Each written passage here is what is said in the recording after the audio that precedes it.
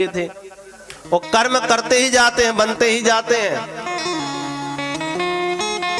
कभी कभी लोग को जो बड़ा प्राय लोगों का प्रश्न होता है कि महाराज जितनी माला करते हैं, खूब पूजा करते हैं, खूब पाठ करते हैं, फिर भी दुखी रहते, फिर भी कष्ट पा रहे हैं, ऐसा क्यों होता?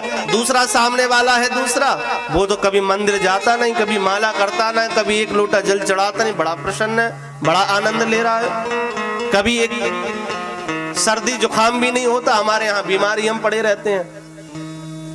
यह सब कर्म पूर्व जन्म किया, पहले हमसे जो कर्म बने हैं ना, उसी को हम इस समय भोग रहे हैं। हो सकता हमने पहले कोई ऐसे कर्म किए हो जिसके फलस्वरूप अभी हम उसको भोग रहे हैं। प्रसन्नता से भोगो, इस भाव से काटो कि चलो जो हमने पहले कर्म किए थे वो कटते जा रहे हैं, वो धीरे धीरे समाप्त हो रहे हैं। इसलिए अब लेकिन हम जो भजन कर रहे हैं, इस भजन का प्रभाव जो हम अभी जमीन पर खेती कर रहे हैं, अब जो हम बो रहे हैं, इसका फल हमें आगे चलकर मिलेगा। हमें नहीं मिलेगा, अगले जन्म में मिलेगा, अभी नहीं मिलेगा तो हमारी पीढ़ियों को मिलेगा। ऐसा भाव होना चाहिए। प्राय ऐसा देखने को मिलता है, जैसे दो भाई थे, एक नास्तिक और एक आस्तिक। एक बड़ा भजन करता, बड़ा पूजन करता, मंदिर जाता, जहां भी कथा हो रही, कितने किलोमीटर दूर कथा हो जाकर के सुनता था। एक भाई धुंधकारी का ही रूप, दूसरा सुबह उठता तो बोतल खुलती, उठते ही बोतल खुलती और बाहर जितने कुकर्म होते हैं, शराब पीना, मदरा पीना, मांस खाना, जितने भी चोरी करना, जितने भी बुरे कर्म होते सारे करता, लेकिन बड़ा प्रसन्न। उसकी कोठी आज एक मंजिल थी, देखते देखते 10 मंजिल हो गई, 10 कोठी हो गई। दूसरे बेचारे पंडित जी कथा में जाते, खूब सुनते, भजन करते, माला घुमाते, जो भी निकलता सीताराम करते, राधे श्याम करते, बढ़िया वैष्णव तिलक। लेकिन एक दिन हुआ क्या, सुबह दोनों लोग उठे, आमने सामने मकान है, एक की झोपड़ी है, एक की बड़ी बिल्डिंग है। जो सत्कर्म करते थे वो अपनी कुटिया से निकले बाहर, तो निकलते ही उनके पैर में एक कील लग गई। कील लगी तो खून बहने लगा, चीखने लगे, दर्द इतना हुआ कि वहीं बैठ गए, पैर पकड़ करके बैठे। इतने में सामने से उनका दूसरा भाई जो बड़ी कोठी थी, नास्तिक था, वो बाहर निकला। बाहर जैसे ही निकला तो क्या देखा कि एक सामने पोटली पड़ी है, और पोटली को उसने उठाया तो उसमें सोने की मुद्राएं थी।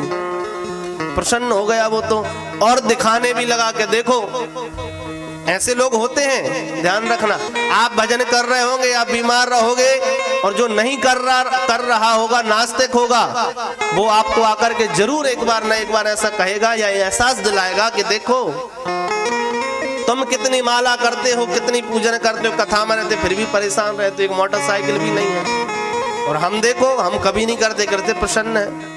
तो जैसे ही पोटली मिली, समुद्राएं निकाल के दिखाने लगा, देखो कुछ नहीं होता, पूजा पाठ कोई कर्म नहीं आता है, बढ़िया जब तक जीवे तो खूब मजे करो, खूब एंजॉय करो, खूब उड़ाओ, चाहे मौज काटो, चाहे तुम्हारे पास ना हो तो उधार लेके काटो, खूब घी पियो, नहीं है तो उधार ले लो, और घी पचा लिया तो किस्म हिम्मत के मांग ले।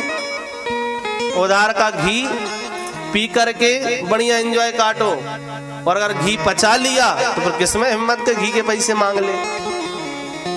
तो ऐसे लोग होते हैं। उसने भी कहा कि मैं देखो जिस सोना मिला, तुम्हारा कुछ नहीं, तुम्हारा पूजा पाठ में करते हो, कष्ट मिल रहा, वो बैठे रो रहे और मैं एंजॉय हूं।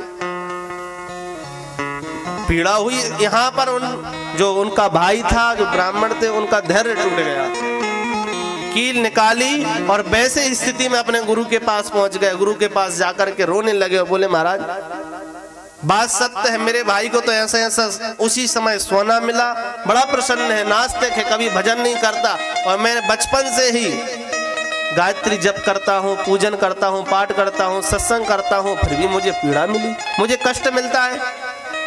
उसकी बिल्डिंग खड़ी हुई है मेरे घर के सामने, मेरी वही झोपड़ी टूटी, मैं क्यों न तरक्की करता हूँ, इसका कारण बता। और आज तो छोड़ो, आज मुझे मेरे पैर में कांटा लग गया, कील चुभ गई, मुझे कष्ट हो रहा है, और उसको सोना मिला। गुरुजी बैठे, ध्यान लगाया, ध्यान लगा करके जब पूर्व के कर्म जब देखे, और देख करके वो हंसते हुए बोले कि देखो आपके कर्म के अनुसार आपको कील लगी और उसको कर्म के अनुसार उसको सोना मिला। अब फल का देखना, हम अभी जो भजन करते हैं इस समय जो हम कर्म करते हैं उसका फल कैसे पलट के आता हमारे जीवन में। देखिए कि संत कहते हैं कि जिस समय तुम्हें तुम्हारे पैर में कील लगी ना, उसी समय पूर्व में आपने जो कर्म किए थे आप बिल्कुल उल्टे थे, इन्हीं की तरह। पहले जो आपने जन्म लिया था, जन्म का शरीर का महत्व नहीं समझा, ऐसे कुकर्मी आप थे, खूब पाप करते थे, खूब पीड़ा देते थे, लोगों को खूब सताते थे। उसके फलस्वरूप तुम्हें जब कील लगी उसी समय उसी घड़ी आपको मृत्यु दंड होनी थी, आपको फांसी होनी थी, आपको अपने प्राण त्याग देने थे, ये पूर्व जन्म के कर्म के फलस्वरूप। लेकिन इस कर्म में आपने बचपन से पूजन किया, पाठ किया, जप किया, दान किया, सेवा की, सत्संग सुनी, उस सत्संग के द्वारा, इस कर्म के द्वारा, इन पुण्य के द्वारा वो आपके पिछले पाप कटते गए। जो आप पीड़ा भोग रहे हो, गरीब के गरीब वो आपको धन नहीं मिलता, वो पूर्व कर्म थे उससे कटते गए और जिस समय आपको फांसी होनी थी आपके कर्म आगे आ गए और वो कील के रूप में आपकी मृत्यु निकट गई, मृत्यु कट गई, मृत्यु चली गई और आपको एक कील लग करके आपके सारे कर्म समाप्त हो गए। और दूसरा बोले जो दूसरा आपका भाई है उसका सुनो। अब वो पहले बड़ा सत्कर्मी था, बड़ा दान पुण्य कर्म करता था, लेकिन इस जन्म में उसने सब नष्ट कर दिए, पापी बन गया, खूब पाप करता है, खूब कुकर्म करता है। तो उसको जिस समय सोना मिला उसी समय उसको इस संसार का राजा बनना था, बड़ा पद मिलना था, बहुत सारा धन का मालिक बनना था, लेकिन इसके कर्म ने उन पुण्यों को पूर्व जन्म के उनको नष्ट करता गया।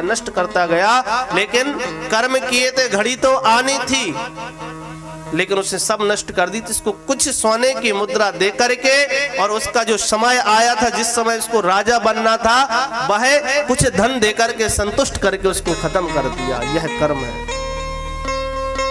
समझ में आई आपको कि हमारे कर्म कैसे होते हैं, कैसे हमारे साथ चलते हैं।